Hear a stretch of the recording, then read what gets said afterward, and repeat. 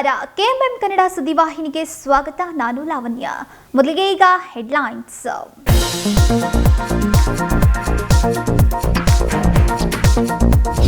Speaker ಅನುಮತಿ ಇಲ್ಲದೆ city ರವಿಯನ್ನ arrest ಮಾಡುವಂತಿಲ್ಲ. ಬೆಳಗಾವಿ ಪೊಲೀಸರು ಅದನ್ನ ಉಲ್ಲಂಘಿಸಿದ್ದಾರೆ. ಮಾಜಿ ಸಿಎಂ ಸಂಸದ ಜಗದೀಶ್ ಶೆಟ್ಟರ್ ಹೇಳಿಕೆ.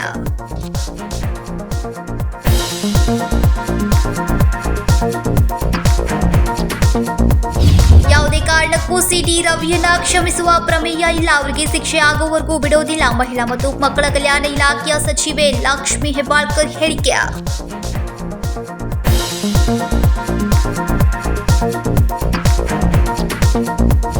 ಬೆಳಗಾವಿ ಕಾಂಗ್ರೆಸ್ ಅಧಿವೇಶನ ದೇಶದ ಒಂದು ಇತಿಹಾಸ. ಗಾಂಧೀಜಿಯವರನ್ನ ಕರ್ಕೊಂಡು ಬಂದು ಅವರನ್ನ ಅಧ್ಯಕ್ಷರನ್ನಾಗಿ ಮಾಡಿ ಕಾಂಗ್ರೆಸ್ ಅಧಿವೇಶನ ನಡೆಸಿದ್ರು. ಡಿಸಿಎಂ ಡಿಕೆ ಶಿವಕುಮಾರ್ ಹೇಳಿಕೆ.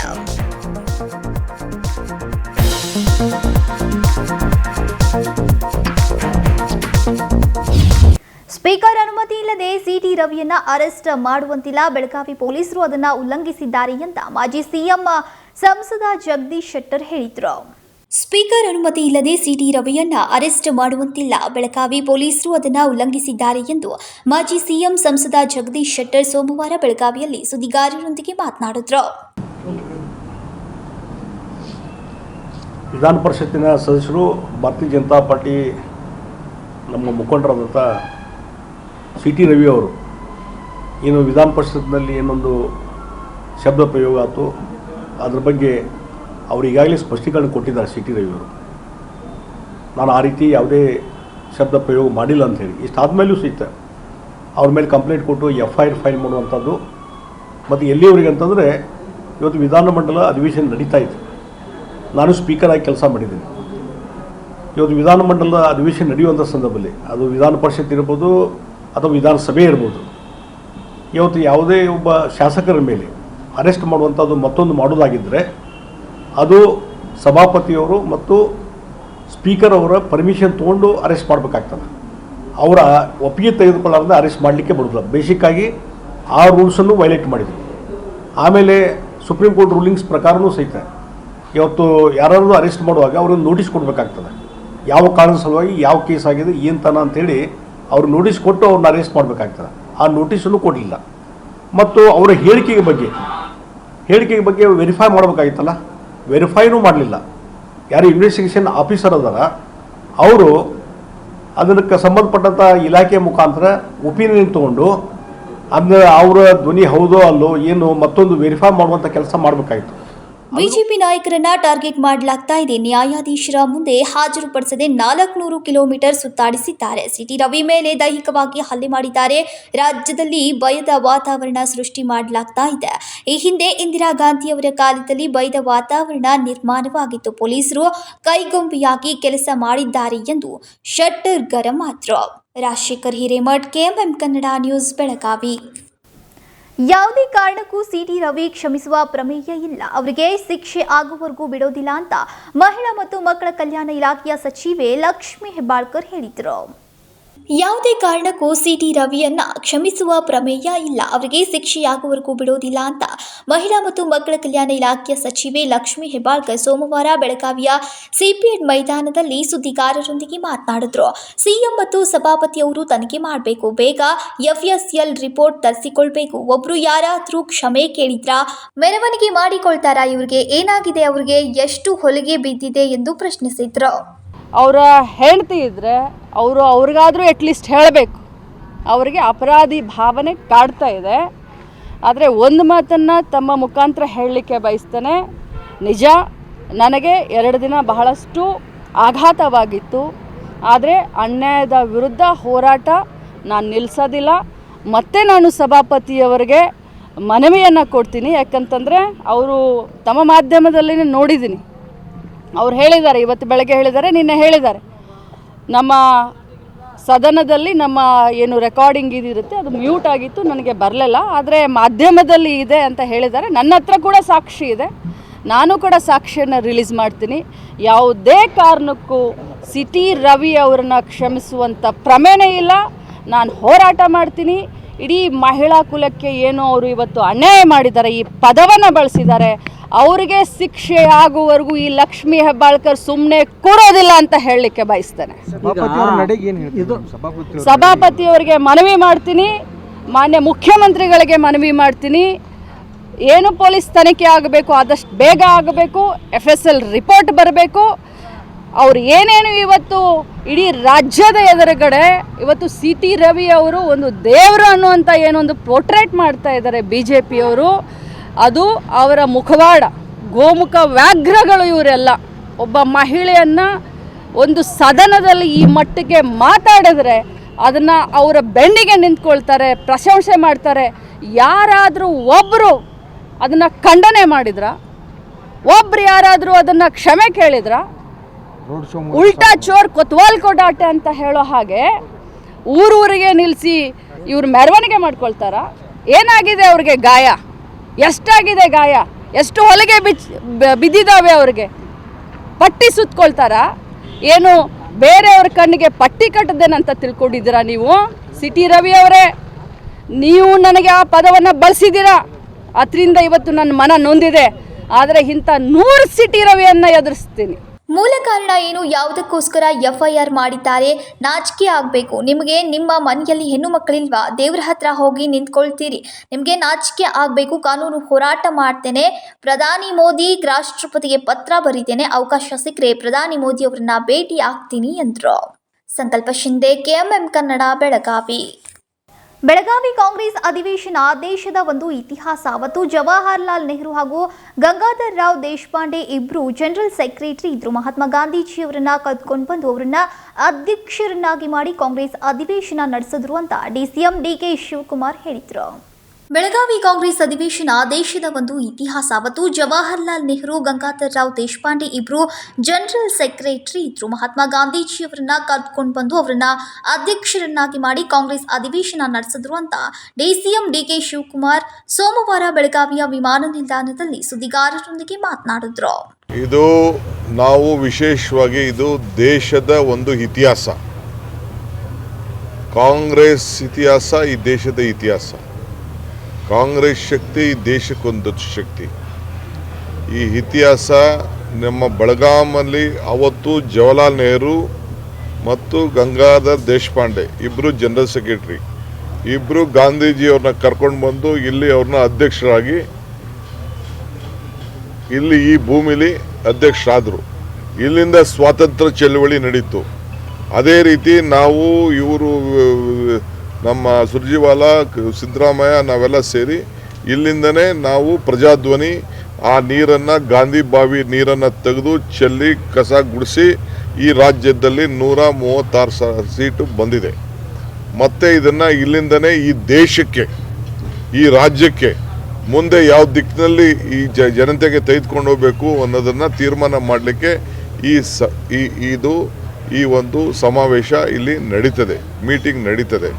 ಸೊ ಆ ಕೆಲಸ ನಾವು ಮಾಡ್ತೀವಿ. ಮಿಕ್ಕಿದ ವಿಚಾರ ಎಲ್ಲ ನಾವು ನಿಮಗೆ ತಿಳಿಸ್ತೀವಿ. ಐ ಡೋಂಟ್ ವಾಂಟ್ ಟು ಅದೆಲ್ಲ ಅದೆಲ್ಲ ಡಿಸ್ಕಸ್ ಮಾಡಕ್ಕೆ ತಯಾರಿಲ್ಲ. ಅದೆಲ್ಲ ಆಮೇಲೆ ಅದೆಲ್ಲ ಒಂದು ಕೆಲಸ ಮಾಡೋದು ಹೋಮ್ ಮಿನಿಸ್ಟರ್ ಹತ್ರ ಮಾತಾಡಿ, ಹೋಮ್ ಮಿನಿಸ್ಟ್ರಿಗೆ ಬರ್ತಾರೆ. ಹೊಸ ದಿಕ್ಕಿಗೆ ಈ ದೇಶನ ಈ ಕಾಲಕ್ಕೆ ಏನು ಬೇಕೋ ಆ ಕಾಲ, ಅಂದು ಗಾಂಧಿ ಇಂದು ಖರ್ಗೆ ಸಾಹೇಬರು ಆ ಜಾಗದಲ್ಲಿ ಕೂತಿದ್ದಾರೆ. ಇದಾದ ಮೇಲೆ ಹೊಸ ಯುಗದಲ್ಲಿ ಏನು ತೆಗೆದುಕೊಂಡು ಹೋಗಲಿಕ್ಕೆ ಸಾಧ್ಯನೋ ಅದನ್ನೆಲ್ಲ ಕೂಡ ಕಾಂಗ್ರೆಸ್ ವರ್ಕಿಂಗ್ ಕಮಿಟಿ ಇಡೀ ದೇಶದ ಎಲ್ಲ ನಾಯಕರುಗಳು ಬಂದು ಚರ್ಚೆ ಮಾಡಿ ಈ ದೇಶಕ್ಕೆ ಯಾವ ದಿಕ್ಕಿನಲ್ಲಿ ನಮಗೊಂದು ಹೊಸ ಅಧ್ಯಾಯ ಪ್ರಾರಂಭ ಮಾಡಲಿಕ್ಕೆ ಮಾರ್ಗದರ್ಶನ ಕೊಡ್ತಾರೆ. All party opposition leader, parliament member Jagadish Shettar, Priyanka Jarkiholi, speaker, council chairman, ಎಲ್ಲರಿಗೂ ನಾರಾಯಣ ಸ್ವಾಮಿ, ಎಲ್ಲ MLAಗಳು, all party MLAs, all party MLCs, all party MP, everyone will be invited. That is purely a government program. Public will not be invited. ಕೆಲವು ಗಾಂಧಿ ಸ್ವಾತಂತ್ರ್ಯ ಹೋರಾಟಗಾರರನ್ನ ಬೆಳಗಾಮಲ್ಲಿರುವಂಥ ಸ್ವಾತಂತ್ರ್ಯ ಹೋರಾಟಗಾರರು ಅವ್ರನ್ನ invite ಮಾಡ್ತಾ ಇದ್ದೀವಿ. ಈ ನಮ್ಮ ದೇಶಪಾಂಡೆ, ಗಂಗಾಧರ್ ದೇಶಪಾಂಡೆ ಫ್ಯಾಮಿಲಿಯವ್ರನ್ನ ಇನ್ವೈಟ್ ಮಾಡ್ತೀವಿ. ಕೆಲವು ಎಮಿನೆಂಟ್ ಯಾರು ನಮ್ಮ ಸ್ವಾತಂತ್ರ್ಯಕ್ಕೆ ಸಂಬಂಧಪಟ್ಟವರಿದ್ದಾರೆ ಅವ್ರನ್ನ ಜಿಲ್ಲಾಧಿಕಾರಿಗಳಿಗೆ ಜವಾಬ್ದಾರಿ ವಹಿಸ್ಬಿಟ್ಟು ಅವ್ರ ಮುಖಾಂತರ ನಾವು ಇನ್ವೈಟ್ ಮಾಡ್ತೀವಿ. ಆ ನಾಯಕರು ಬರೀ 600-500 ಮಾತ್ರ. ದೇಶದಿಂದ ಬರೋಂಥ leaders, PCC president, ACC general secretaries, working committee members, opposition leaders ಅಂದರೆ CLP ಲೀಡರ್ಸ್, MP 140 MP ಇದ್ದಾರೆ, 140 MPs ಇಲ್ಲಿ ಬರ್ತಾ ಇದ್ದಾರೆ. ಅವರೆಲ್ಲ ಇಲ್ಲಿಗೆ ಬರ್ತಾ ಇದ್ದಾರೆ. ಮೀಟಿಂಗ್ ಅವರಿಲ್ಲ, ಮೀಟಿಂಗ್ ಬರೀ ವರ್ಕಿಂಗ್ ಕಮಿಟಿ ಮೆಂಬರ್ಸ್ ಮಾತ್ರ, ಎಕ್ಸ್ಟೆಂಡೆಡ್ ವರ್ಕಿಂಗ್ ಕಮಿಟಿ ಮೆಂಬರ್ಸ್ ಮಾತ್ರ ಮೀಟಿಂಗಲ್ಲಿ ಇರ್ತಾರೆ. ಎರಡನೇ ದಿನ ಸಮಾವೇಶಕ್ಕೆ ಅವರೆಲ್ಲ ಇರ್ತಾರೆ. ಬೆಳಗಾವಿ ಸುವರ್ಣ ವಿಧಾನಸೌಧದಲ್ಲಿ ಗಾಂಧಿ ಪ್ರತಿಮೆ ಅನಾವರಣಕ್ಕೆ ಎಲ್ಲರಿಗೂ ಆಹ್ವಾನ ಇದೆ. ಇದೊಂದು ಸರ್ಕಾರಿ ಕಾರ್ಯಕ್ರಮ ಆಗಲಿದೆ. ಎಲ್ಲಾ ಪಕ್ಷದ ಶಾಸಕರು, ಸಂಸದರಿಗೆ ಆಹ್ವಾನ ನೀಡಲಾಗ್ತಾ ಇದೆ. ಸ್ವಾತಂತ್ರ್ಯ ಹೋರಾಟಗಾರರನ್ನ ಆಹ್ವಾನ ಮಾಡ್ತಾ ಇದ್ದೇವೆ. ಗಂಗಾಧರ್ ರಾವ್ ದೇಶಪಾಂಡೆ ಕುಟುಂಬಕ್ಕೆ ಆಹ್ವಾನ ಮಾಡ್ತಾ ಇದ್ದೇವೆ. ಕೆಪಿಸಿಸಿ ಅಧ್ಯಕ್ಷರು 140 ಸಂಸದರು ಸೇರಿ ಎಲ್ಲಾ ನಾಯಕರು ಬೆಳಗಾವಿಗೆ ಬರ್ತಾ ಇದ್ದಾರೆ ಎಂದರು. ವಿನೋದ್ ಕೋಲ್ಕಾರ್, ಕೆಎಂಎಂ ಕನ್ನಡ, ಬೆಳಗಾವಿ.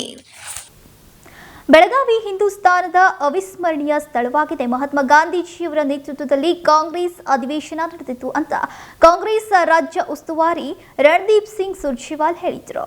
ಬೆಳಗಾವಿ ಹಿಂದೂಸ್ತಾನದ ಅವಿಸ್ಮರಣೀಯ ಸ್ಥಳವಾಗಿದೆ. ಮಹಾತ್ಮ ಗಾಂಧಿ ನೇತೃತ್ವದಲ್ಲಿ ಕಾಂಗ್ರೆಸ್ ಅಧಿವೇಶನ ನಡೆದಿತ್ತು ಅಂತ ಕಾಂಗ್ರೆಸ್ ರಾಜ್ಯ ಉಸ್ತುವಾರಿ ರಣದೀಪ್ ಸಿಂಗ್ ಸುರ್ಜೇವಾಲಾ ಸೋಮವಾರ ಬೆಳಗಾವಿಯಲ್ಲಿ ಸುದ್ದಿಗಾರರೊಂದಿಗೆ ಮಾತನಾಡಿದರು.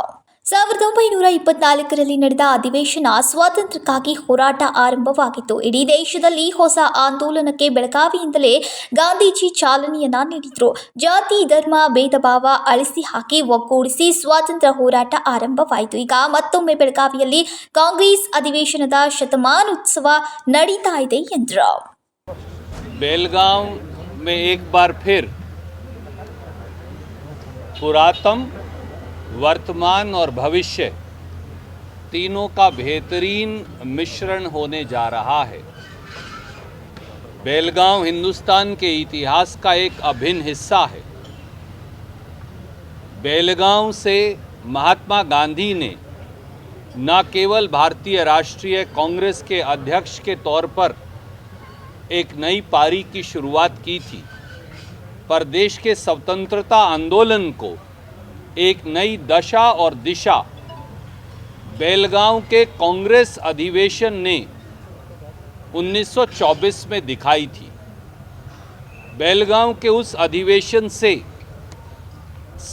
सविनय अवज्ञा आंदोलन, जिस प्रकार से ब्रितानवी अंग्रेज की सरकार के खिलाफ पूरे देश में एक नए आंदोलन का संचार हुआ था, वो महात्मा गांधी ने बेलगांव की ऐतिहासिक धरती से ही किया था. जिस प्रकार से समाज की कुरीतियों के खिलाफ लड़ने और पूरे समाज को इकट्ठा कर जात और धर्म का भेदभाव मिटाकर, क्षेत्रवाद का भेदभाव मिटाकर पूरे देश को एक सूत्र में पिरोकर सत्याग्रह के रास्ते पर लेकर चलने का कांग्रेस ने संकल्प किया था, वो भी महात्मा गांधी के नेतृत्व में बेलगांव में हुआ था. एक बार फिर 100 साल के बाद दोबारा भारतीय राष्ट्रीय कांग्रेस की एक्सटेंडेड कार्य समिति की बैठक और उसके बाद एक रैली, एक बहुत बड़ी रैली का आह्वान, गांधी के पथ पर चलने का आह्वान, इस देश में फिरका प्रस्त ताकतों से लड़ने का आह्वान, एक बार फिर सत्याग्रह के उस रास्ते पर चलकर समाज को समुचित तौर से इकट्ठे करने का आह्वान भारतीय राष्ट्रीय कांग्रेस ने श्री मल्लिकार्जुन खड़गे और श्री राहुल गांधी जी के नेतृत्व में करने का निर्णय किया है. इसलिए कांग्रेस का ये अधिवेशन, कांग्रेस की ये कार्य समिति की बैठक अपने आप में ऐतिहासिक है और हमारे प्रदेश कांग्रेस कमेटी के अध्यक्ष श्री DK शिवकुमार, मुख्यमंत्री जी श्री सिद्धारमैया जी के नेतृत्व में उसी स्थान पर जहां महात्मा गांधी जी ने अपना अध्यक्षीय भाषण दिया था, वहीं पर फिर 26 तारीख को उसी स्थान पर कांग्रेस कार्य समिति की एक्सटेंडेड बैठक होगी.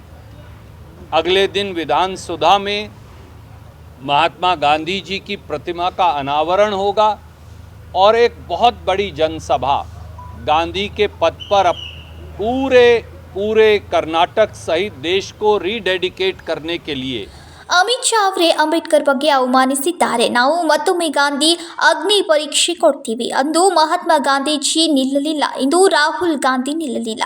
ಬಿಜೆಪಿ ನಾರಿ ವಿರೋಧ, ಕಿಸಾನ್ ವಿರೋಧಿ, ದಲಿತ ವಿರೋಧಿ ಇದೆ. ಇಂತಹ ಹೊಲಸು ಭಾಷೆಯನ್ನ ಬಿಜೆಪಿ ಹೇಳಿದ್ದಾರೆ ಎಂದು ಪರೋಕ್ಷವಾಗಿ ಸಿಟಿ ರವಿ ವಿರುದ್ಧ ಕಿಡಿಕಾರಿದ್ರು. ವಿನೋದ್ ಕೋಲ್ಕಾರ್, ಕೆಎಂಎಂ ಕನ್ನಡ, ಬೆಳಗಾವಿ. ಕಾಂಗ್ರೆಸ್ 100ನೇ ವರ್ಷದ ಐತಿಹಾಸಿಕ ಅಧಿವೇಶನಕ್ಕೆ ಸಕಲ ಸಿದ್ಧತೆಯನ್ನ ಮಾಡಿಕೊಳ್ಳಲಾಗಿದೆ ಅಂತ ಕಾನೂನು ಸಚಿವ ಎಚ್.ಕೆ. ಪಾಟೀಲ್ ಹೇಳಿದರು. ಕಾಂಗ್ರೆಸ್ 100ನೇ ವರ್ಷದ ಐತಿಹಾಸಿಕ ಅಧಿವೇಶನಕ್ಕೆ ಸಕಲ ಸಿದ್ಧತೆ ಮಾಡಿಕೊಳ್ಳಲಾಗ್ತಾ ಇದೆ ಎಂದು ಕಾನೂನು ಸಚಿವ ಎಚ್.ಕೆ. ಪಾಟೀಲ್ ಭಾನುವಾರ ಬೆಳಗಾವಿಯಲ್ಲಿ ಸುದ್ದಿಗಾರರೊಂದಿಗೆ ಮಾತನಾಡಿದರು. ಡಿಸೆಂಬರ್ 26 ಹಾಗೂ 27ರಂದು ಬೆಳಗಾವಿಯಲ್ಲಿ ಐತಿಹಾಸಿಕ ಕಾಂಗ್ರೆಸ್ ಅಧಿವೇಶನವನ್ನು ನಡೆಸಲಾಗ್ತಾ ಇದೆ ಎಂದರು.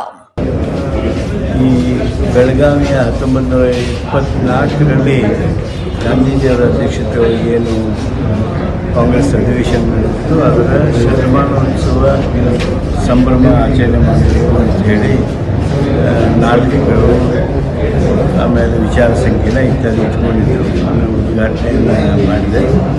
ಭಾಳ ಸುಂದರವಾದ ಕಾರ್ಯಕ್ರಮ ಮಾಡಿದ್ದಾರೆ. ಅದಲ್ಲದೆ ನಮ್ಮ ಜಿಲ್ಲಾಧಿಕಾರಿಗಳು ಹಾಗೂ CO, ಪೊಲೀಸ್ ಕಮಿಷನರ್ ಜೊತೆಗೆ ಸಿದ್ಧತೆಗಳ ಬಗ್ಗೆ ಪರಿಶೀಲನೆ ಮಾಡಿದೆ. ಸರ್, ಇದು ಗಾಂಧಿ ಭಾರತ ಕಾರ್ಯಕ್ರಮ ಸಂಬಂಧಪಟ್ಟಾಗ ಸಿದ್ಧತೆಗಳು ಅಂದರೆ ದೇಶದಿಂದ 400 ಜನ ಅವರ ದೇಶದಂತ ನಿಮ್ಮ ಮುಖಂಡರು, ಸೊ ಅದಕ್ಕೋಸ್ಕರ ಏನು ಸಿದ್ಧತೆಗಳು ಸಿದ್ಧತೆ ಆಗ್ತಾ ಇದೆ. ಇನ್ನೊಂದು ಸಿಟಿ ರವಿ ವಿಚಾರಕ್ಕಿದೆ. ಸಿಟಿ ರವಿಯವ್ರಿಗೆ ಹೇಳ್ತಾರೆ ಸರ್, ರಾಹುಲ್ ಗಾಂಧಿ ಡ್ರಗ್ಸ್ ಅಂದರೆ ಆ ರೀತಿ ಒಬ್ಬ ಸದಸ್ಯ ಮಾತಾಡಿ ಸರ್. ಬೆಳಗಾವಿ ಸುವರ್ಣ ವಿಧಾನಸೌಧದಲ್ಲಿ ಗಾಂಧಿ ಪ್ರತಿಮೆಯನ್ನ ಅನಾವರಣಗೊಳಿಸಲಾಗುವುದು. ಬಳಿಕ ರಾಷ್ಟ್ರೀಯ ಕಾಂಗ್ರೆಸ್ ಅಧಿವೇಶನದ ಸಭೆಯನ್ನ ನಡೆಸಲಾಗುತ್ತೆ. ಈ ಕಾರ್ಯಕ್ರಮಕ್ಕೆ ಹೈಕಮಾಂಡ್ನ ನಾಯಕರು ಆಗಮಿಸಲಿದ್ದಾರೆ ಎಂದರು. ಸಂಕಲ್ಪ ಶಿಂದೆ, ಕೆಎಂಎಂ ಕನ್ನಡ ನ್ಯೂಸ್, ಬೆಳಗಾವಿ. ಇದೀಗ ಸಣ್ಣದೊಂದು ವಿರಾಮ.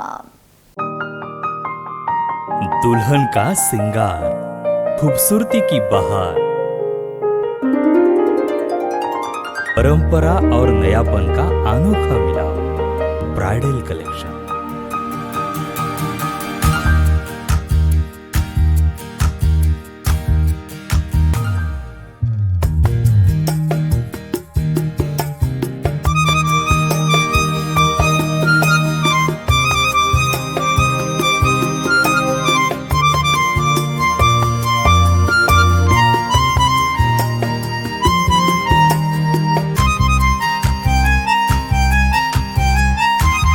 दुल्हन की खूबसूरती में 4 चांद लगाने वाली ब्राइडल कलेक्शन की विशाल रेंज।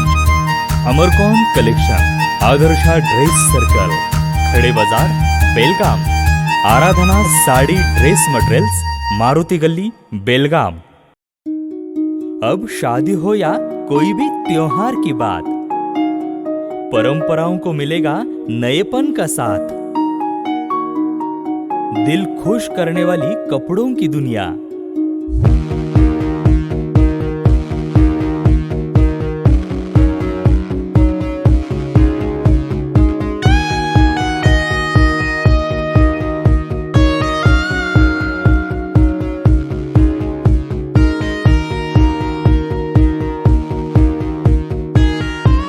पूरे परिवार के कपड़े खरीदो अब एक ही छत के नीचे। Aradhana sari and dress materials and readymades, Maruti Gali, Belgaum. Sari हर महिलाओं को लुभाने वाली बात। साड़ी तहजीब दिखाती, साड़ी परंपरा संभालती।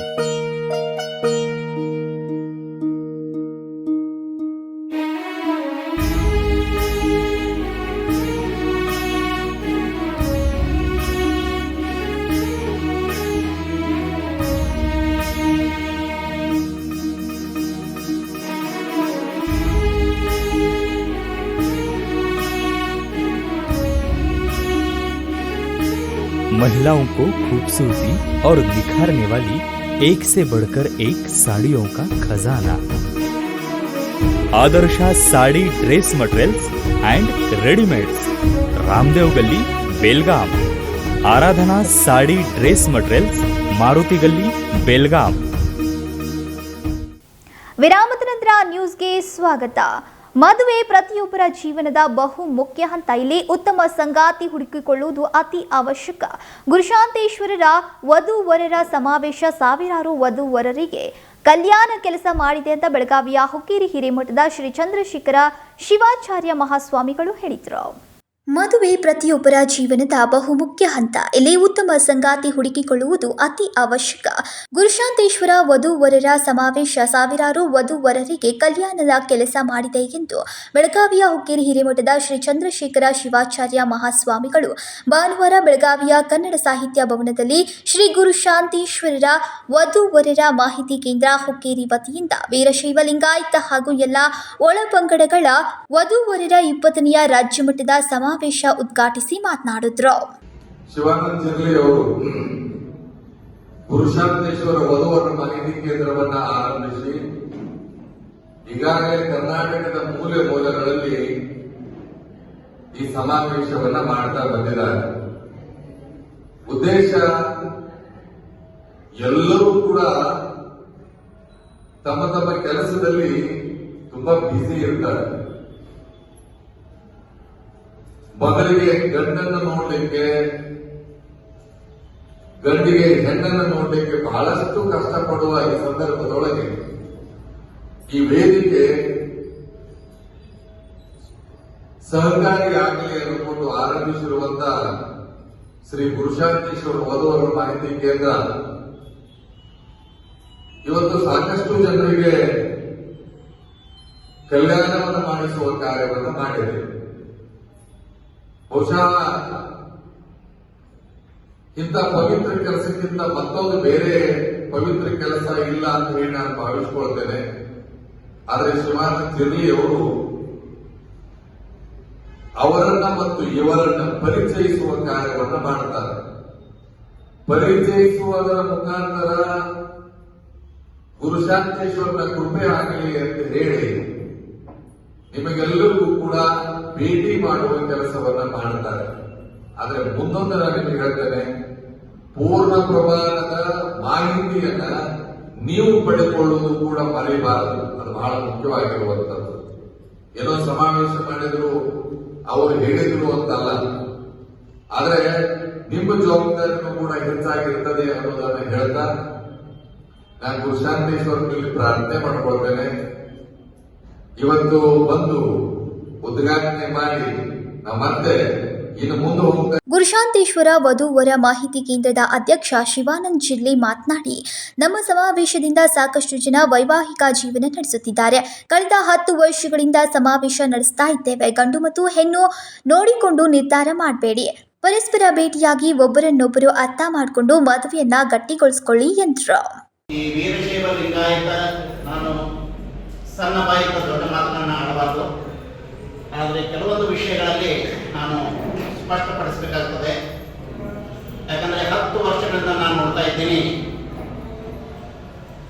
ಈ ಸಮಾವೇಶಗಳಲ್ಲಿ ಭಾಗವಹಿಸ್ತೀನಿ. ಭಾಗವಹಿಸಿದ ನಂತರ ಗಂಡು ಆಗಲಿ ಅಥವಾ ಹೆಣ್ಣು ಆಗಲಿ, ಅವರ ಪೋಷಕರಾಗಲಿ, ಸುಮ್ಮನೆ ಫೋಟೋ ಬಯೋಡಾಟಾಗಳನ್ನು ನೋಡಿ ಯಾವುದನ್ನು ತೀರ್ಮಾನಕ್ಕೆ ಬರಬೇಡ್ರಿ ಅಂತ ನನ್ನ ಒಂದು ವೈಯಕ್ತಿಕ ಅನಿಸಿಕೆ. ಯಾಕಂದ್ರೆ ಫೋಟೋ ಬಯೋಡಾಟ ನಾವು ಕಳಿಸ್ಕೊಡ್ತೀವಿ, ಫೋಟೋ ಬಯೋಡಾಟ ನೋಡಿದ ಕೂಡಲೇ ಏನು ನಾವು ಡಿಸಿಷನ್ ಮಾಡೋದು ಗೊತ್ತಿಲ್ಲ, ಸಾರಿ ಸರ್ ಅಂತ ನೋಡ್ತಾರೆ. ನಮ್ಮದು ಏನು ನೋಡಿ ಸಾರಿ ಅಂದ್ರೆ ನಮ್ಗೆ ಗೊತ್ತಾಗೋದಿಲ್ಲ. ಅದಕ್ಕೆ ದಯವಿಟ್ಟು ನೀವು ಯಾವುದೇ ಹೆಣ್ಣನ್ನ ನೋಡಬೇಕಾದ್ರೆ ಅಥವಾ ಗಂಡನ ಇದನ್ನು ಮಾಡಬೇಕಾದ್ರೆ ಯಾವಾಗ ಪರಸ್ಪರ ಭೇಟಿ ಆಗ್ತೀರಿ ಅವಾಗನ ಒಂದು ಏನಾದರೂ ಮುಂದುವರಿಯುವ ಕಾರ್ಯಕ್ರಮ ಆಗ್ತದೆ. ಇದನ್ನು ಫೋಟೋ, ಯಾಕಂದ್ರೆ ಇವತ್ತೆಲ್ಲ ಮೊಬೈಲ್ ಯುಗ, ಈಗೆಲ್ಲ ಹಿರಿಯರು ಕೂತಿದ್ದೀರಿ. ಒಂದು ಸ್ವಲ್ಪ ಹಂಗ ಜಸ್ಟ್ ಇಮ್ಯಾಜಿನ್ ಮಾಡ್ಕೊಡ್ರಿ, ನಮ್ಮ ಮದುವೆಗಳು ಹೆಂಗಾಗಿತ್ತು, ಮತ್ತು ಇವತ್ತಿನ ಪರಿಸ್ಥಿತಿ ನಮ್ಮ ಮಕ್ಕಳ ಮದುವೆ ಮಾಡಕ್ಕೆ ಯಾಕೆ ನಾವು ಒದ್ದಾಡೋದು. ನಮ್ಮ ಬಾಜು ಮನೆ ನಮ್ಗೆ ಗೊತ್ತಿಲ್ಲ, ಇದು ಪರಿಸ್ಥಿತಿ ಐತಿಲ್ಲ. ನಮ್ಮ ಬಾಜು ಮನೆಗೆ ಯಾರದ ಇಲ್ಲ ಅದಾರ ನಮಗೆ ಇವತ್ತು ಗೊತ್ತಿಲ್ಲ. ಅದ ಇವತ್ತಿಗೆ ಕಾರಣ ಈ ಸಮಾವೇಶ ಮಾಡೋಕ್ಕಾಗಲ್ಲ. ಮೊದಲು ಇರ್ತಿದ್ರಿ ನಿಮ್ಮ ಟೈಮ್ನಾಗ ಅಲ್ಲ ಹುಡುಗದ ಇವತ್ತು ಹುಡುಗಿ ಅಂತ ಹೇಳ್ಬಿಡ್ತಾರೆ. ಒಂದು ಹುಡುಗಿ ಮೈನ್ ಇರ್ತಕ್ಕಲ್ಲೇ ಹೇಳ್ಬಿಡ್ತಾರೆ, ನಿಮ್ಮ ಹುಡುಗದ ನೋಡಕ್ಕೆ ಹೋಗ್ರಿ ಅಂತ ಹೇಳ್ತಾರೆ. ಇವತ್ತು ಆ ಪರಿಸ್ಥಿತಿ ಇಲ್ಲ.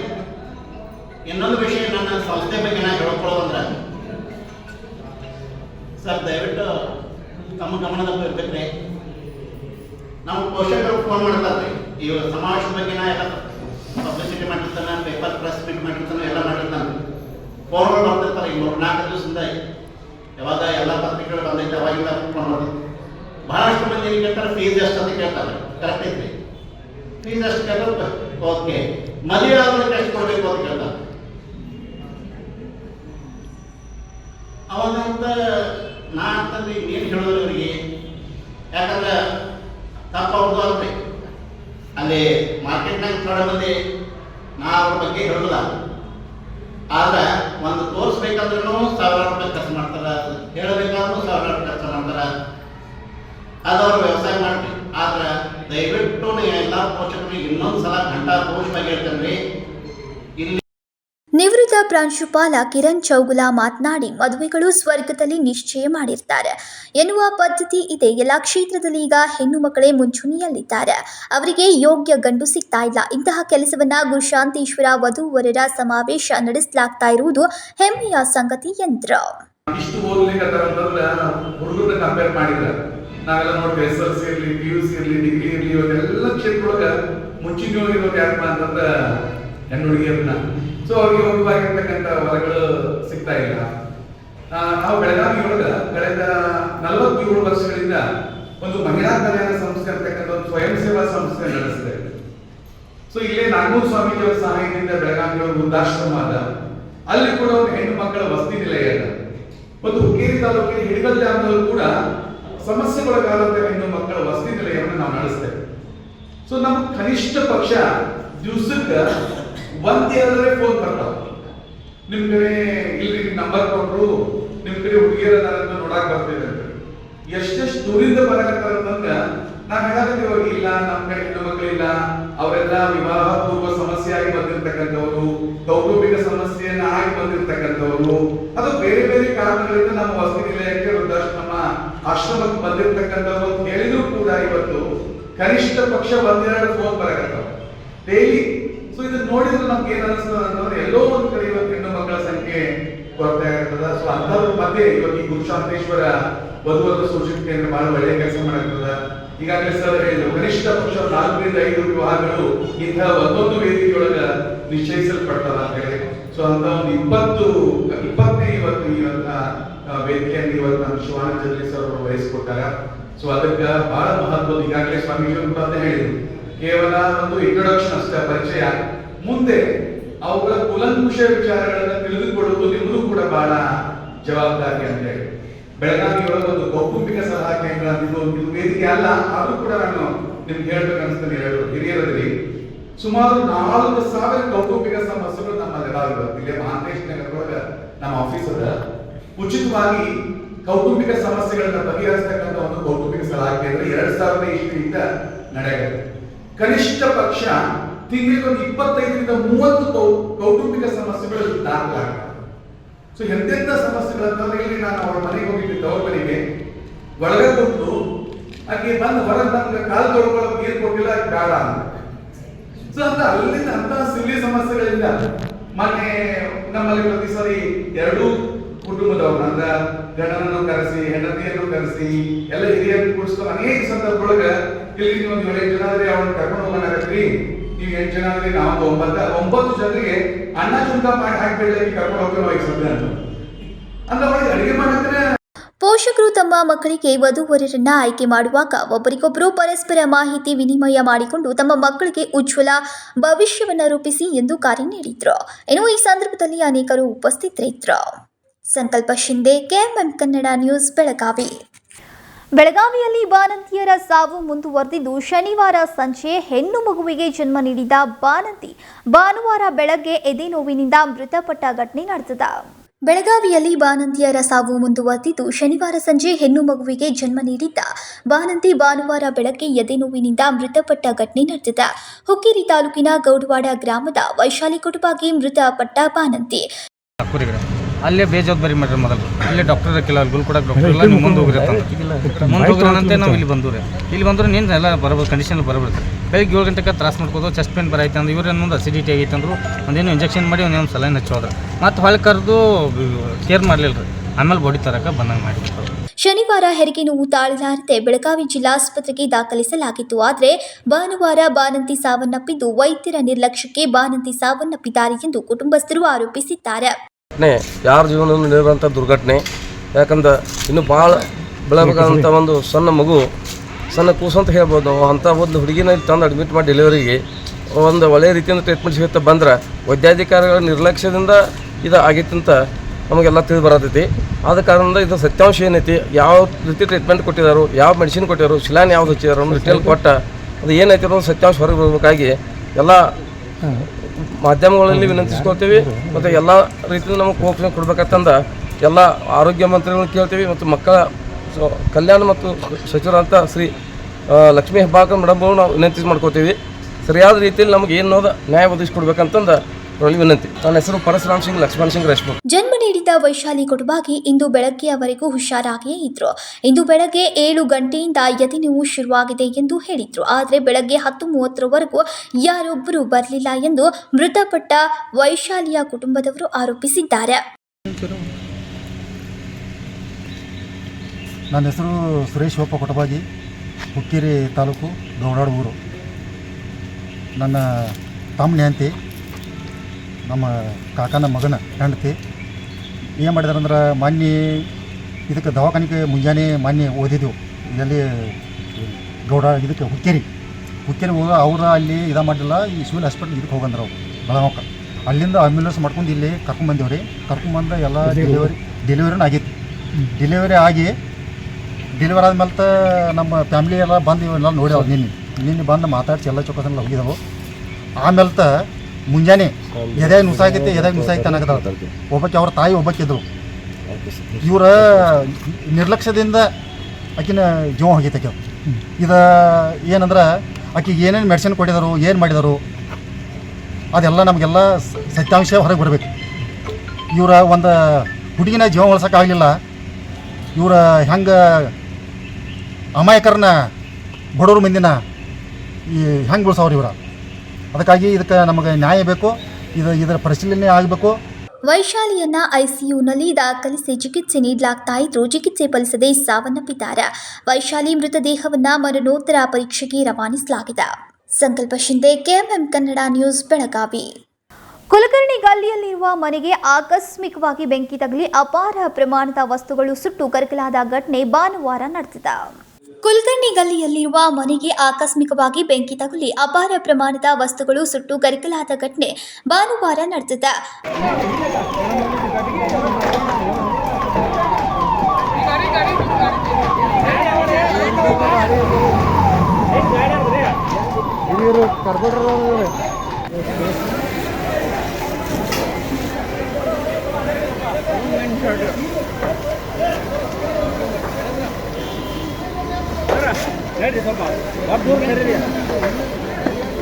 ಮನೆಯಲ್ಲಿ ಯಾರೂ ಇಲ್ಲ. ಆದರೆ ಮನೆಯೊಳಗೆ 7 ಸಿಲಿಂಡರ್ ಇರುವ ಬಗ್ಗೆ ಅಗ್ನಿಶಾಮಕ ದಳದ ಸಿಬ್ಬಂದಿಗಳು ಶಂಕೆಯನ್ನ ವ್ಯಕ್ತಪಡಿಸಿದ್ದಾರೆ. ನಿರಂತರವಾಗಿ ಮನೆ ನಂದಿಸುವ ಕಾರ್ಯವನ್ನ ಅಗ್ನಿಶಾಮಕ ದಳದ ಸಿಬ್ಬಂದಿಗಳು ಮಾಡ್ತಿದ್ದಾರೆ. ಕಡೆ ಬಜಾರ್ ಪೊಲೀಸ್ ಠಾಣೆಯ ವ್ಯಾಪ್ತಿಯಲ್ಲಿ ಘಟನೆ ನಡೆದಿದೆ. Rajashekhar Hiremath, KMM Kannada news, Belagavi. ಎಷ್ಟು ದಿನ ಶಾಂತಿಯುತ ಹೋರಾಟ ನಡೆಸಿದ್ವಿ, ಇನ್ನು ಮುಂದೆ ಕ್ರಾಂತಿಯುತ ಹೋರಾಟ ಮಾಡ್ತೀವಿ ಅಂತ ಶ್ರೀ ಬಸವಜಯ ಮೃತ್ಯುಂಜಯ ಸ್ವಾಮೀಜಿ ಹೇಳಿದರು. ಜನರ ಭಾವನೆ ಅರಿಯಲು ಸಂಧಾನ, ಸಂವಾದ, ಸಂಘರ್ಷ ಎಂಬ ಧ್ಯೇಯದೊಂದಿಗೆ ಪ್ರತಿ ಗ್ರಾಮ ಸಭೆಗಳಿಗೆ ಭೇಟಿ ನೀಡಿ ತಾಲೂಕಾ ಮಟ್ಟದಲ್ಲಿ ಪ್ರತಿಜ್ಞಾ ಕ್ರಾಂತಿಯ ಅಭಿಯಾನವನ್ನು ಕೈಗೊಂಡು ಪಂಚಮಸಾಲಿಗರ ಮುಂದಿನ ಹೋರಾಟದ ಸ್ವರೂಪವನ್ನು ನಿರ್ಧರಿಸಲಾಗುವುದು ಅಂತ ಕೂಡಲ ಸಂಗಮ ಪೀಠದ ಶ್ರೀ ಬಸವಜಯ ಮೃತ್ಯುಂಜಯ ಸ್ವಾಮೀಜಿ ಬೆಳಗಾವಿಯಲ್ಲಿ ಸುದ್ದಿಗಾರರೊಂದಿಗೆ ಮಾತನಾಡಿದರು. ಪಂಚಮಸಾಲಿ ಹೋರಾಟದಲ್ಲಿ ಮಾನವೀಯತೆಯ ಕಗ್ಗೊಲೆಯಾಗಿದ್ದು ಮಾನವ ಹಕ್ಕುಗಳ ಉಲ್ಲಂಘನೆಯಾಗಿದೆ. ಹಲವಾರು ಜನರು ಗಾಯಗೊಂಡಿದ್ದಾರೆ. ಸರ್ಕಾರಕ್ಕೆ ಪಂಚಮಸಾಲಿ ವಕೀಲರು ಹೈಕೋರ್ಟ್ಗೆ ಮೊರೆ ಹೋದ ಹಿನ್ನೆಲೆ ಮೂಲಕ ನೋಟಿಸ್ ಜಾರಿ ಮಾಡಿದ್ದಾರೆ ಎಂದರು. ಈಗಾಗಲೇ ನಮ್ಮ ಜನಕ್ಕೆ ನೀವು ಬಿನ್ ಡ್ರೆಸ್ ಮೇಲೆ ಹೊಡೆದಿದ್ದು ಮಾಡಿದ್ದು ಕಾನೂನ ಪ್ರಕಾರವಾಗಿ ಯಾವುದೇ ರೀತಿಯಾಗಿರ್ತಕ್ಕಂಥ ಮಾರ್ಗಸೂಚಿಗಳು ಇಲ್ಲಾರ್ದೇ ನೀವು ಏಕಾಏಕಿ ಲಾಠಿ ಏಟ್ ಮಾಡಿದ್ರಿ. ಈಗಲೇ ನಮ್ಮ ಜನ ಹೊಂದ್ಕೊಂಡಿದ್ದಾರೆ. ಇಂಥ ಸಂದರ್ಭದಲ್ಲಿ ನಮಗೆ ಹೊಡೆದಿರ್ತಕ್ಕಂಥ ವ್ಯಕ್ತಿಗೆ 10,000 ರೂಪಾಯಿಗಳ ಬಹುಮಾನ ಕೊಡ್ತೀವಿ ಅಂತೇಳಿ ಇವತ್ತು ಪೊಲೀಸ್ ಹಿರಿಯ ಅಧಿಕಾರಿಗಳು ನಿನ್ನೆ ಘೋಷಣೆ ಮಾಡಿದ್ದು ಪ್ರತಿಯೊಬ್ಬ ವಾಟ್ಸಪ್ಪಲ್ಲಿ ಇವತ್ತು ಬಂದಿದೆ. ನಮ್ಮ ಜನರು ಭಾಳ ನೋವಾಗಿದೆ. ಈ ರೀತಿಯಾಗಿ ಅಂದರೆ ಪಂಚಮಸಾಲಿಗಳಿಗೆ ಹೊಡೆದ್ರೆ 10,000 ರೂಪಾಯಿ ಕೊಡ್ತೀರಿ. ಅದೇ ಮತ್ತೊಂದು ಧರ್ಮದವರಿಗೆ ಏನಾದರೂ ನೀವು ಅನ್ಯಾಯ ಮಾಡಿದರೆ ಅವ್ರು ಏನು ಮಾಡಿಲ್ಲ ಅಂತೇಳಿ ನೀವು ಈ ರೀತಿಯಾಗಿ ನಿರ್ಲಕ್ಷ್ಯ ಮಾಡುವಂಥದ್ದು ಎಲ್ಲೇ ಒಂದು ಕಡೆ ನಮ್ಮ ಸಮಾಜದವರು ನಿಮಗೆ ಶತ್ರುಗಳಂತ ಕಾಣಿಸ್ತಾ ಇದೆ. ನಮ್ಮ ಸಮಾಜದ ಬಗ್ಗೆ ನಿಮಗೆ ಕಳಕಳಿ ಎನ್ನುವಂಥ ಒಂದು ವಾತಾವರಣ ಇವತ್ತು ಸೃಷ್ಟಿಯಾಗಿದೆ. ಆ ಕಾರಣಕ್ಕೋಸ್ಕರ ನಮ್ಮ ಜನ ನೊಂದ್ಕೊಂಡಿದ್ದಾರೆ. ಅದ್ರ ಬಗ್ಗೆ ನಾವು ಪ್ರತಿಕ್ರಿಯೆ ಕೊಡೋಕೆ ಹೋಗಲ್ಲ. ಈಗಾಗಲೇ ಸರ್ಕಾರದವರು ಯಾವಾಗ ಕ್ರಮ ಕೈಗೊಳ್ಳಿಲ್ಲೋ, ಮುಖ್ಯಮಂತ್ರಿ ಯಾವಾಗ ಕ್ಷಮೆ ಕೇಳಿಲ್ಲೋ, ಇದನ್ನು ಮನಗೊಂಡ್ಬಿಟ್ಟು ನಮ್ಮ ಸಮಾಜದ ಎಲ್ಲ ವಕೀಲರು ಕೂಡಿ ಕರ್ನಾಟಕ ಹೈಕೋರ್ಟ್ಗೆ ಅಂದರೆ ಧಾರವಾಡದ ಹೈಕೋರ್ಟ್ಗೆ ಮೊನ್ನೆ ನ್ಯಾಯಾಲಯದ ಮೊರೆ ಹೋಗಿ ನಾವೆಲ್ಲ ಸಮಾಜ ವತಿಯಿಂದ ನ್ಯಾಯಾಲಯದ ಮೊರೆ ಹೋಗಿದ್ವಿ. ಮೊನ್ನೆ 20ನೇ ತಾರೀಕು ನ್ಯಾಯಾಲಯದಲ್ಲಿ ನಮ್ಮ ಏಕಸದಸ್ಯ ಪೀಠದ ಜಡ್ಜ್ ಇವತ್ತು ಒಂದು ಸರ್ಕಾರಕ್ಕೆ ಒಂದು ನೋಟಿಸ್ ಜಾರಿ ಮಾಡಿದ್ದಾರೆ. ಇಡೀ ಹೋಮ್ ಡಿಪಾರ್ಟ್ಮೆಂಟ್ ಇರ್ತಕ್ಕಂಥ ಯಾವ ಪೊಲೀಸ್ ಅಧಿಕಾರಿಗಳು ನಮ್ಮ ಮೇಲೆ ಹಲ್ಲೆ ಮಾಡಿದ್ದಾರೆ ಅವ್ರ ಮೇಲೆ ನೋಟಿಸ್ ಜಾರಿ ಮಾಡಿದ್ದಾರೆ. ಹಾಗಾಗಿ ನನಗೆ ವಿಶ್ವಾಸ ಐತಿ ಸರ್ಕಾರದವರು ಅವ್ರ ಮೇಲೆ ಕ್ರಮ ಕೈಗೊಳ್ಳಿಲ್ಲ. ಇದು ಮಾನವೀಯತೆ ಕಗ್ಗೋಲೆಯಾಗಿದೆ, ಮಾನವ ಹಕ್ಕುಗಳ ಉಲ್ಲಂಘನೆ ಆಗಿದೆ. ಅದು ನ್ಯಾಯಾಲಯದ ಮೂಲಕವಾಗಿ ಯಾರು ನಮಗೆ ಹೊಡೆದಾರೆ, ಯಾರು ನಮಗೆ ಅನ್ಯಾಯ ಮಾಡ್ಯಾರ ಅವ್ರ ಮೇಲೆ ನ್ಯಾಯಾಂಗ ತನಿಖೆ ಮಾಡಬೇಕು ಮತ್ತು ನಮ್ಮ ಸಮಾಜಕ್ಕೆ ನ್ಯಾಯ ಒದಗಿಸ್ಕೊಡ್ಬೇಕೆನ್ನುವಂಥ ಹಿನ್ನೆಲೆ ಒಳಗೆ ಇವತ್ತು ನಮ್ಮ ಸಮಾಜದ ಮುಖಂಡಗಳು ನಾವೆಲ್ಲರೂ ಸಹ ನೀವು ಕೈ ಕಡಿದ್ರೆ ನಾವು ಕೈ ತುತ್ತು ಕೊಡ್ತೇವೆ. ಯಾವುದೇ ಜಾತಿ ಜನಾಂಗದ ವಿರೋಧ ನಮ್ಮ ಸಮಾಜಕ್ಕಿಲ್ಲ. ಕೆಲ ಜನರು ಈ ವಿಷಯವನ್ನ ರಾಜಕಾರಣ ಮಾಡುತ್ತಾರೆ. ಪ್ರತಿ 10 ವರ್ಷಕ್ಕೆ ಹಿಂದುಳಿದವರಿಗೆ ಮೀಸಲಾತಿ ಪರಿಷ್ಕರಿಸುವ ನಿಯಮವನ್ನ ಯಾರೂ ಪಾಲಿಸಿಲ್ಲ ಅಂತ ಹೇಳಿದ್ರು. 2022ರಲ್ಲಿ ಪಂಚಮಸಾಲಿ ಸಮಾಜದ ಗಣತಿಯನ್ನ ಮಾಡಲಾಗಿದೆ. ವರದಿ ಕೂಡ ಸಿಕ್ಕಿದೆ. 2D ಮೀಸಲಾತಿ ಇದರ ಆಧಾರದಲ್ಲಿ ನೀಡಿದ್ದಾರೆ. ಸಿಎಂ ಸಿದ್ದರಾಮಯ್ಯ ಓರ್ವ ವಕೀಲ ವೃತ್ತಿಯಿಂದ ಬಂದವರಾದ್ರೂ ಜನರ ದಿಕ್ಕು ತಪ್ಪಿಸುವ ಕೆಲಸ ಮಾಡಬಾರ್ದು ಅಂತ ಹೇಳಿದ್ರು. Vinod Kolkar, KMM Kannada, Belagavi.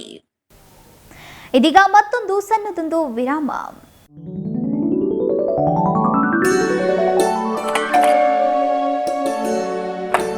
Hi, what a present surprise.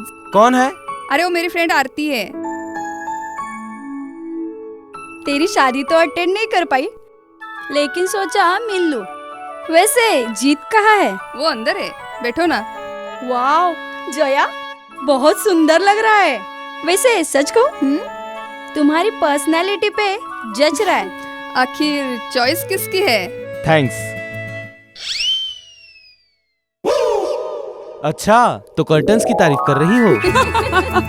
अमरकौन curtain and furnishing. यहाँ है नए लुक, कलर और स्ट्रक्चर के बेहतरीन कर्टन फर्निशिंग की वैरायटी जो आपके घर और ऑफिस की शान बढ़ाए। अमरकौन कर्टन एंड फर्निशिंग, खड़े बाजार, बेलगावी।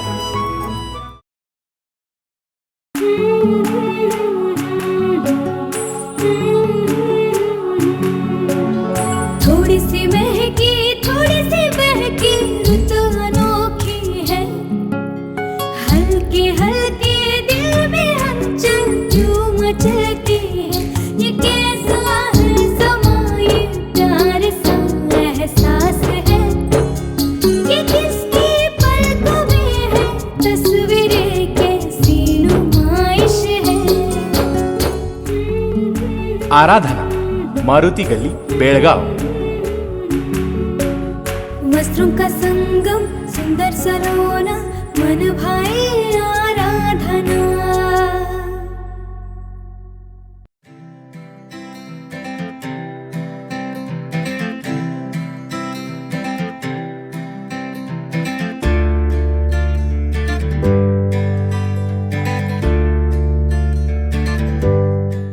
ವಿರಾಮದ ನಂತರ ಮತ್ತೊಮ್ಮೆ ನ್ಯೂಸ್ಗೆ ಸ್ವಾಗತ. ಆನೆ ತುಳಿತಕ್ಕೆ ಅಲಕ್ನೂರು ಕರಿಸಿದ್ದೇಶ್ವರರ ದೇವಸ್ಥಾನ ಧ್ರುವ ಎಂಬ ಆನೆಯಿಂದ ಮಾವುತನ ಸಹಾಯಕ ಸಾವನ್ನಪ್ಪಿದ್ದಾನೆ. ಆನೆ ತುಳಿತಕ್ಕೆ ಅಲಕನೂರು ಕರಿಸಿದ್ದೇಶ್ವರ ದೇವಸ್ಥಾನದ ಧ್ರುವ ಎಂಬ ಆನೆಯಿಂದ ಮಾವುತನ ಸಹಾಯಕನ ಸಾವಾಗಿದೆ. ಬೆಳಗಾವಿ ಜಿಲ್ಲೆಯ ರಾಯಬಾಗ್ ತಾಲೂಕಿನ ಅಲಕನೂರು ಗ್ರಾಮದಲ್ಲಿ ಘಟನೆ ನಡೆದಿದ್ದು, ಗ್ರಾಮದ ದರೆಪ್ಪ ಬೇವನೂರು ಎಂಬಾತ ಮೃತಪಟ್ಟಿದ್ದಾನೆ. ಮುಂಜಾನೆ 7 ಗಂಟೆಗೆ ನಡೆದ ಘಟನೆಯಲ್ಲಿ ರವಿವಾರ ರಾತ್ರಿ ಧ್ರುವ ಆನೆಗೆ ಮದ ಬಂದ ಹಾಗೆ ಆಗಿತ್ತು. ಸೋಮವಾರ ಬೆಳಗ್ಗೆ ಮತ್ತೆ ಮದ ಬಂದ ಹಿನ್ನೆಲೆ ಆನೆಗೆ ಮೇವು ಹಾಕಲು ಹೋದಾಗ ಆನೆ ಮಾವುತನ ಸಹಾಯಕನ ಮೇಲೆ ದಾಳಿ ಮಾಡಿದೆ. 21 ವರ್ಷದ ಧ್ರುವ ಎಂಬ ಗಂಡಾನೆಯಿಂದ ಕಾಲ್ ತುಳಿತವಾಗಿದೆ. ಮೃತ ದರಪ್ಪ ಬೇವನೂರ್ಗೆ ಕಳೆದ 10 ದಿನಗಳ ಹಿಂದೆ ಗಂಡು ಮಗು ಜನಿಸಿತ್ತು. ಈಗ ಆತನ ಸಾವಾಗಿರೋದ್ರಿಂದ ಕುಟುಂಬಸ್ಥರ ಆಕ್ರಂದನ ಮುಗಿಲು ಮುಟ್ಟಿದೆ. ಸ್ಥಳಕ್ಕೆ ಹಾರುಗಿರಿ ಪೊಲೀಸರು ಭೇಟಿ ನೀಡಿ ಪರಿಶೀಲನೆಯನ್ನ ನಡೆಸಿದ್ದಾರೆ.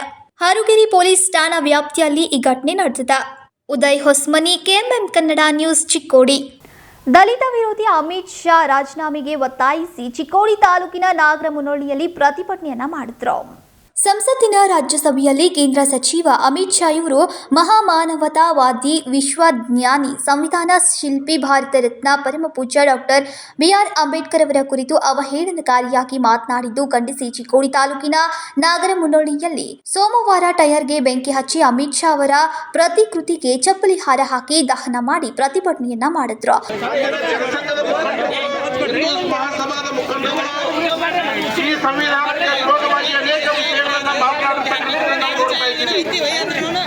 ಇವತ್ತಿನ ಬಿಜೆಪಿ ಅನೇಕ ಮುಖಂಡರುಗಳು ನಾವು ಈ ದೇಶದ ಸಂವಿಧಾನವನ್ನ ಬದಲಾವಣೆ ಮಾಡಲಿಕ್ಕಾಗಿ ಅಧಿಕಾರಕ್ಕಾಗಿ ಬಂದಿದ್ದೀವಿ ಅಂತಕ್ಕಂಥ ಮಾತುಗಳನ್ನ.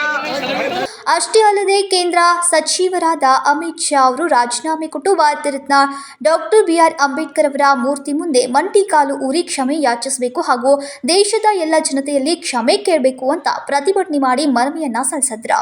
ಇನ್ನು ಈ ಸಂದರ್ಭದಲ್ಲಿ ಅನೇಕರು ಉಪಸ್ಥಿತರಿದ್ದರು. Uday Hosmani, KMM Kannada news, Chikkodi. ಮಲಗಿದ್ದಾಗ ತಲೆ ಮೇಲೆ ಕಲ್ಲು ಹಾಕಿ ವ್ಯಕ್ತಿಯ ಕೊಲೆ ಮಾಡಿರುವ ಘಟನೆ ಬೆಳಗಾವಿ ಜಿಲ್ಲೆಯ ಘಟಪ್ರಭಾದಲ್ಲಿ ತಡರಾತ್ರಿ ನಡೆದಿದೆ. ಮಲಗಿದ್ದಾಗ ತಲೆ ಮೇಲೆ ಕಲ್ಲು ಹಾಕಿ ವ್ಯಕ್ತಿಯ ಕೊಲೆ ಮಾಡಿದ್ದಾರೆ. ಬೆಳಗಾವಿ ಜಿಲ್ಲೆಯ ಘಟಪ್ರಭಾದಲ್ಲಿ ತಡರಾತ್ರಿ ಈ ಘಟನೆ ನಡೆದಿದೆ. ವಿಕಾಸ್ ಜಗಳೂರು 24 ವರ್ಷದ ಕೊಲೆಯಾದ ವ್ಯಕ್ತಿ ಮಹಾರಾಷ್ಟ್ರ ಮೂಲದ ವ್ಯಕ್ತಿ ಕಬ್ಬಿನ ಗ್ಯಾಂಗ್ನಲ್ಲಿ ಕೆಲಸ ಮಾಡ್ತಿದ್ದ. ಕೆಲಸ ಮುಗಿಸಿ ಆಸ್ಪತ್ರೆಯಲ್ಲಿ ಮಲಗಿದ್ದಾಗ ದುಷ್ಕರ್ಮಿಗಳು ಕಲ್ಲಿನಿಂದ ತಲೆಗೆ ಹೊಡೆದು ಕೊಲೆ ಮಾಡಿದ್ದಾರೆ. ಹಳೆ ವೈಷಮ್ಯ ಹಿನ್ನೆಲೆ ಕೊಲೆ ಮಾಡಿರುವ ಶಂಕೆ ವ್ಯಕ್ತವಾಗ್ತಾ ಇದೆ. ಘಟಪ್ರಭಾ ಪೊಲೀಸರು ಸ್ಥಳಕ್ಕೆ ಭೇಟಿ ನೀಡಿ ಪರಿಶೀಲನೆಯನ್ನ ನಡೆಸಿದ್ದಾರೆ. ಘಟಪ್ರಭಾ ಪೊಲೀಸ್ ಠಾಣೆಯಲ್ಲಿ ಪ್ರಕರಣ ದಾಖಲಾಗಿದೆ. Uday Hosmani, KMM Kannada news, Chikkodi. ರಾಮನಗರದ ಮೌಂಟ್ ಕಾರ್ಮೆಲ್ ಶಾಲೆಯಲ್ಲಿ ಸಾಂಸ್ಕೃತಿಕ ಕಾರ್ಯಕ್ರಮ ಯಶಸ್ವಿಯಾಗಿ ನಡೆಯಿತು. ಜೋಯಿಡಾ ತಾಲೂಕಿನ ರಾಮನಗರದ ಸಿಬಿಎಸ್ಇ ಶಾಲೆಯ ವಾರ್ಷಿಕೋತ್ಸವ ಕಾರ್ಯಕ್ರಮವು ಭಾನುವಾರ ಯಶಸ್ವಿಯಾಗಿ ನೆರವೇರಿತು. ನಮಗೆ ನಿಮ್ಮ ಬೆಂಬಲ ಮತ್ತು ಸಹಕಾರವು ನಿಮ್ಮ ವಿದ್ಯಾರ್ಥಿಗಳ ಸಮಗ್ರ ಅಭಿವೃದ್ಧಿಗೆ ಪ್ರಮುಖ ಪಾತ್ರ ವಹಿಸಿದೆ. ನಾವೆಲ್ಲರೂ ಒಟ್ಟಾಗಿ ಇನ್ನೂ ಎತ್ತರದ ಗುರಿಗಳನ್ನು ಸಾಧಿಸುವ, ದೊಡ್ಡ ಕನಸುಗಳನ್ನು ಕಾಣುವ ಮತ್ತು ಹೆಚ್ಚಿನ ಶ್ರಮದಿಂದ ಕಾರ್ಯನಿರ್ವಹಿಸುವ ಪ್ರಯತ್ನವನ್ನು ನಾವೆಲ್ಲರೂ ಮುಂದುವರಿಸೋಣ. ಈ ಸಂದರ್ಭದಲ್ಲಿ ನರ್ಸರಿಯಿಂದ 10ನೇ ತರಗತಿಯ ವಿದ್ಯಾರ್ಥಿಗಳು ವಿವಿಧ ಹಾಡುಗಳಿಗೆ ನೃತ್ಯ, ಉತ್ತಮ ಸಂದೇಶ ನೀಡುವ ನಾಟಕಗಳ ಕಲಾ ಪ್ರದರ್ಶನ, ಪಿರಮಿಡ್ ವ್ಯಾಯಾಮಗಳನ್ನು ಮಾಡಿ ಅಲ್ಲಿ ನೆರೆದಿರುವ ಹೃದಯಗಳನ್ನು ಕಿತ್ತರು. 10ನೇ ತರಗತಿಯ ವಿದ್ಯಾರ್ಥಿಗಳಲ್ಲಿ ಆದರ್ಶ ವಿದ್ಯಾರ್ಥಿಯಾಗಿ ಹರ್ಷದ್ ನಾಮದೇವ್ ಪಾಟೀಲ್ ಮತ್ತು ಆದರ್ಶ ವಿದ್ಯಾರ್ಥಿನಿಯಾಗಿ ಪ್ರತೀಕ್ಷಾ ಬಸಪ್ಪ ತಿರ್ಲಾಪುರ್ ಅವರ ಹೆಸರನ್ನು ಘೋಷಿಸಲಾಯಿತು. ಇನ್ನು ಈ ಸಂದರ್ಭದಲ್ಲಿ ಅನೇಕರು ಉಪಸ್ಥಿತರಿದ್ದರು. ನಿಖಿಲ ಸುಕರ್, ಕೆಎಂಎಂ ಕನ್ನಡ ನ್ಯೂಸ್, ರಾಮನಗರ. ಕೇಂದ್ರ ಹಾಗೂ ರಾಜ್ಯ ಸರ್ಕಾರಗಳು ರೈತರಿಗೆ ಅವರು ಬೆಳೆದ ಬೆಳೆಗಳಿಗೆ ಬೆಂಬಲ ಬೆಲೆ ನೀಡುವುದರೊಂದಿಗೆ ಅವರನ್ನ ಆರ್ಥಿಕವಾಗಿ ಸಬಲರನ್ನಾಗಿ ಮಾಡೋಕೆ ರೈತ ನೀತಿ ಯೋಜನೆ ಜಾರಿಗೆ ತರಬೇಕು. ಅಂದರೆ ಮಾತ್ರ ರೈತನ ಭವಿಷ್ಯ ಉಜ್ವಲವಾಗಲಿದೆ ಅಂತ ಶಾಸಕ ರಾಜು ಕಾಗೆ ಹೇಳಿದರು. ಕೇಂದ್ರ ಹಾಗೂ ರಾಜ್ಯ ಸರ್ಕಾರಗಳು ರೈತರಿಗೆ ಅವರು ಬೆಳೆದ ಬೆಳೆಗಳಿಗೆ ಬೆಂಬಲ ಬೆಲೆ ನೀಡುವುದರೊಂದಿಗೆ ಅವರನ್ನು ಆರ್ಥಿಕವಾಗಿ ಸಬಲರನ್ನಾಗಿ ಮಾಡೋಕೆ ರೈತ ನೀತಿ ಯೋಜನೆ ಜಾರಿಗೆ ತರಬೇಕು. ಅಂದರೆ ಮಾತ್ರ ರೈತನ ಭವಿಷ್ಯ ಉಜ್ವಲವಾಗಲಿದೆ ಅಂತ ಶಾಸಕ ರಾಜು ಕಾಗೆ ಸೋಮವಾರ ಕಾಗವಾಡ ಪಟ್ಟಣದ ವಿವಿಧೋದ್ದೇಶಗಳ ಪ್ರಾಥಮಿಕ ಗ್ರಾಮೀಣ ಕೃಷಿ ಪತ್ತಿನ ಸಹಕಾರಿ ಸಂಘ ನಿಯಮಿತ ಕಾಗವಾಡ ಸಂಸ್ಥೆಯ ಶತಮಾನೋತ್ಸವ ಕಂಡ ನಿಮಿತ್ತ ನೂತನ ಭವನವನ್ನ ಉದ್ಘಾಟನೆಯನ್ನ ನೆರವೇರಿಸಿ ಮಾತನಾಡಿದ್ರು. 2 ಲಕ್ಷ 3 ಲಕ್ಷಕ್ಕೆ ಇದ್ದದ ಲಾಕ್ ಒಳಗೆ ಬಂದಿದ್ದಾವೆ. 80,000 ಏನ್ರ ಬಂದೈತಿ ಈಗ ರೇಟ್. ಔಷಧ ಉಪಚಾರ ಎಲ್ಲಿ ಹೋಯ್ತು? ಆಯ್ತಾ ರೈತರನ್ನ ಯಾರು ಕೇಳವ್ರ? ಒಂದು ನಾನು ಸರ್ಕಾರದಲ್ಲಿ ಪದೇ ಪದೇ ಒಂದು ಒತ್ತಾಯ ಮಾಡಾದೆವು. ಸರ್, ಸರ್ಕಾರ ನೀತಿಗಳು ರೈತ ನೀತಿ ಬದಲಾವಣೆ ಆಗಬೇಕು. ರೈತರ ಸಲುವಾಗಿ ಒಂದು ಯೋಜನೆಗಳು ಹೊರಬರಬೇಕು. ಅವಾಗ ಈ ದೇಶ ಬದುಕಿ ಯಾರ್ಯಾರಿ ನಾವೆಲ್ಲ ಇಡೀ ಭಾರತ ದೇಶದಲ್ಲಿ ನಾವೆಲ್ಲರೂ ರೈತಾಪಿ ಜನ. ನಮ್ಮನ್ನ ನೀವು ಬದುಕಿಸಿಲ್ಲ ಅಂದ್ರೆ ಏನ್ ತಿನ್ನೋದು ಮುಂದೆ? ಇದು ಭಾರತ ದೇಶ ಇಷ್ಟು ನಮ್ಮದು ಇಷ್ಟು ಜಮೀನು ಐತಿ, ಇಷ್ಟು ಜಮೀನು ಇದೆ, ಹನ್ನೊಂದು ಇಷ್ಟು ಜಮೀನು ಐತಿ. ಮನೆ ಕಟ್ಟಿದೀವು ಹೋಯ್ತು, ರೋಡ್ ಮಾಡಿದೀವು ಹೋಯ್ತು, ಸಕ್ಕರೆ ಕಾರ್ಖಾನೆ ನಮಗೆ ಬದುಕಿಸುವಂತ ಪ್ರಯತ್ನ ಮಾಡಲಿಲ್ಲ. ಮತ್ತು ನಮ್ಮ ಸ್ವತಂತ್ರ ಸಿಕ್ಕಾಗ 40 ಕೋಟಿ ಜನಸಂಖ್ಯೆ ನಮ್ಮದು ದೇಶದ. ಇವತ್ತು 145 ಕೋಟಿ ಜನಸಂಖ್ಯೆ ಎಲ್ಲಿ ಹೋಯ್ತಿರ ಸರ್? ಭೂಮಿ ಏನು ಹೆಚ್ಚಾಗೈತೇನ್ರಿ? ಭಾರತ ದೇಶದ ಭೂಮಿ ಕಡಿಮೆ ಆಗೈತಿ, ಜನಸಂಖ್ಯೆ 4 ಪಟ್ಟು ಹೆಚ್ಚು ಮಾಡಿದ್ವಿ ನಾವು. ಯಾರು ವಿಚಾರ ಮಾಡಕತ್ತಿಲ್ಲ. ಚಂದಾಗಿ ಊಟ ಮಾಡಿ ಚಂದಾಗಿದೆ ಅನ್ನೋ ಮನ್ಯಾಗ ಸಾಕು, ದೇಶ ಹೋಗ್ಬೋದಾಗ ಹೋಗೋದು. ಈ ಲೆಕ್ಕಕ್ಕೆ ಬಂದಿದ್ದೀವಿ ನಾವೆಲ್ಲರೂ. ದೇಶ ಚಿಂತನೆ, ಊರ ಸಮಾಜ ಬಗ್ಗೆ ಚಿಂತನೆ ಮಾಡದೇ ಹೋಗಿದ್ರೆ ನಾವು ಯಾರು ಬದುಕಲಿಕ್ಕೆ ಸಾಧ್ಯ ಇಲ್ಲ. ಎಲ್ಲ ಸರ್ಕಾರಗಳ, ಕೇಂದ್ರ ಸರ್ಕಾರ ಇರಲಿ, ರಾಜ್ಯ ಸರ್ಕಾರ, ಯಾವುದೇ ಸರ್ಕಾರ ಇರಲಿ, ನಂತರ ಸಂಸ್ಥೆಯ ಅಧ್ಯಕ್ಷ ಜ್ಯೋತಿಕುಮಾರ್ ಪಾಟೀಲ್ ಮಾತನಾಡಿ, ಕಳೆದ 5 ವರ್ಷಗಳ ಹಿಂದೆ ಸಂಘದ ಸದಸ್ಯರಿಗೆ ಮಾತು ಕೊಟ್ಟಂತೆ ಚುನಾವಣೆಯಲ್ಲಿ ರೈತರಿಗೆ ನೀಡುವ ಸಾಲ ಮೊತ್ತ 3 ಕೋಟಿ ರೂಪಾಯಿ, ಅದೇ ರೀತಿ 10 ಕೋಟಿ ರೂಪಾಯಿ ಸಾಲ ನೀಡಿದ್ದೇವೆ. ಸುಮಾರು 45 ಲಕ್ಷ ವೆಚ್ಚದಲ್ಲಿ ಶತಮಾನೋತ್ಸವ ಭವನ ನಿರ್ಮಾಣ ಮಾಡಿದ ಸಂತಸ ನಮಗಿದೆ ಎಂದರು. ಆ ಮಾತಿನ ತಕ್ಕಂತೆ 2 ಸಲ ಪತ್ತು ಹೆಚ್ಚು ಮಾಡಿದರು. 3 ಕೋಟಿ ಇದ್ದಿದ್ದ 7 ಕೋಟಿ ಹೆಚ್ಚು ಮಾಡ್ಕೊಂಡು ಬಂದು ಇವತ್ತಿನ ದಿವಸ 10 ಕೋಟಿ 35 ಲಕ್ಷ ರೂಪಾಯಿ ಪತ್ತು ಹೆಚ್ಚಾಗಿದೆ. ಮತ್ತು ಶತಮಾನೋತ್ಸವ ಭವನ ಕಟ್ತೀವತ್ತ ನಾವು ಮಾತು ಕೊಟ್ಟಿದ್ದು. ಅದರ ತಕ್ಕಂತೆ ನಾವು ಹೋಗೋಕ್ಕಿಂತ ಮುಂಚೆ, ನಮ್ಮ ಅವಧಿ ಮುಗಿಯೋಕ್ಕಿಂತ ಮುಂಚೆನೇ ನಾವು ಶತಮಾನೋತ್ಸವ ಭವನ ಯಾವುದೂ ಸರ್ಕಾರಿ ಹಣ ಇದು ಅಪೇಕ್ಷೆ ಪಡೋದು ಸವಲತ್ತು ಇಲ್ಲದೆ ನಮ್ಮ ಸ್ವಂತ ಬಂಡವಾಳನಾಗ ನಾವು ಇದು ಕಟ್ಟಿದ್ದೀವಿ. ಇದು ನಮಗೆ ಹೆಮ್ಮೆ ತಂದೈತಿ. ಮತ್ತು ನಾವು ಇಷ್ಟು ಮಾಡಿದಕ್ಕೆ ಸಮಾಧಾನ ಇದೆ. ಸಮಾರಂಭದಲ್ಲಿ ಕಾಗವಾಡದ ಗುರುದೇವ ಆಶ್ರಮದ ಯತೀಶ್ವರಾನಂದ ಸ್ವಾಮೀಜಿ ಮಾತನಾಡಿದ್ರು. ನಾನೇನು ಹೋಗಿಲ್ಲ, ಅವರೇ ಆಳುಗಳು ಮಾಡ್ತಾರಂತಕ್ಕಂಥ ಗದ್ದಲಕ್ಕೆ ಬಂದ್ರೆ ಅಂದ್ರ ನೀವು ನಿಜವಾಗಿ ರೈತರಾಗ್ಲಿಕ್ಕೆ ಸಾಧ್ಯ ಇಲ್ಲ. ರೈತ ಅದಾನತ್ತ ಗೊತ್ತಾಗ್ಬೇಕಾಗಿತ್ತಂದ್ರ, ಬಹುತೇಕ ರೈತ ಅದಾನತ್ತ ಗೊತ್ತಾಗ್ಬೇಕಾಗಿತ್ತಂದ್ರ ಹೇಳ್ತಾರ, ಅವನು ಬಣಿವು ಎಷ್ಟು ದೊಡ್ಡದೈತಿ ನೋಡ್ಬೇಕು, ಅವ್ನ ಮನೆ ಹಿಂದೆ ತಿಪ್ಪು ಎಷ್ಟು ದೊಡ್ಡದೈತಿ ಅಂತ ನೋಡ್ಬೇಕು. ಎಷ್ಟು ದೊಡ್ಡದಿರ್ತದ ಅವ್ನು ರೈತ ಅನ್ಲಾಕ್ ಬರ್ತದತ್ತ. ಇವತ್ತು ಬಣಿವಿನಿಲ್ಲ, ತಿಪ್ಪಿನಿಲ್ಲ ಅಂತ ಸ್ಥಿತಿ ಒಳಗೆ ನಾವು ಬಂದ್ಬಿಟ್ಟಿದೀವಿ. ನಾವೆಲ್ಲ ಸರ್ಕಾರಿ ಗೊಬ್ಬರಕ್ಕೆ ಹೋಗ್ಬಿಟ್ಟು ಹೋಗ್ಬಿಟ್ಟಿದೀವಿ. ಇನ್ನು ಈ ಸಂದರ್ಭದಲ್ಲಿ ಅನೇಕರು ಉಪಸ್ಥಿತರಿದ್ದರು. ವಿಜಯ ಮಹಂತೇಶ್, ಅರ್ಕೆರಿ, KMM ಕನ್ನಡ ನ್ಯೂಸ್, ಕಾಗವಾಡ. ಇದೀಗ ಮತ್ತೊಮ್ಮೆ ಹೆಡ್ಲೈನ್ಸ್.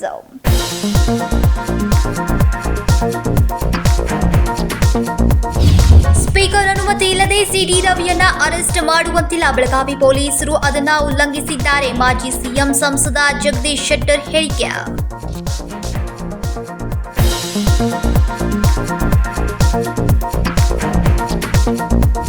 ಯಾವುದೇ ಕಾರಣಕ್ಕೂ ಸಿಟಿ ರವಿಯನ್ನ ಕ್ಷಮಿಸುವ ಪ್ರಮೇಯ ಇಲ್ಲ. ಅವರಿಗೆ ಶಿಕ್ಷೆ ಆಗುವವರೆಗೂ ಬಿಡೋದಿಲ್ಲ. ಮಹಿಳಾ ಮತ್ತು ಮಕ್ಕಳ ಕಲ್ಯಾಣ ಇಲಾಖೆಯ ಸಚಿವೆ ಲಕ್ಷ್ಮಿ ಹೆಬ್ಬಾಳ್ಕರ್ ಹೇಳಿಕೆ.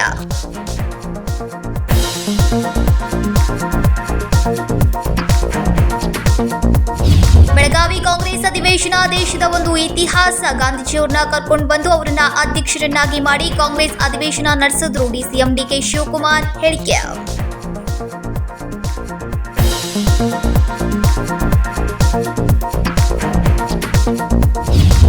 ಇವಿಷ್ಟು ಈ ದಿನದ ಪ್ರಮುಖ ಸುದ್ದಿಗಳು. ಇದೇ ರೀತಿ ಹೆಚ್ಚಿನ ನ್ಯೂಸ್ಗಳಿಗಾಗಿ ನೋಡ್ತಾ ಇರಿ KMM ಕನ್ನಡ ಸುದ್ದಿವಾಹಿನಿ ಬೆಳಗಾವಿ.